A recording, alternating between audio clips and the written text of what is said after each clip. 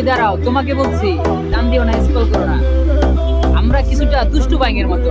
যেমন বাইং মাছ কোথায় থাকে? পেটকেদার মাঝে, কিন্তু তাদের গায়ে কোনো পেটকেদা লাগে না। আমাদের মুসলমানের প্রত্যেকের ঠিক ওই টেকনিক অবলম্বন করা দরকার ছিল, কিন্তু আমরা তো উল্টা। কাউকে যদি বলি ভাই নামাজ পড়ছেন, ভাই আমার কাপড় নষ্ট। কাউকে যদি বলি ভাই রোজা রাখছে, ভাই আমার গ্যাসের সমস্যা। আর কাউকে যদি বলি ভাই হজ করছেন, আরে রাখ, অনেক সময় আছে। শুধু বাইং মাছের মতো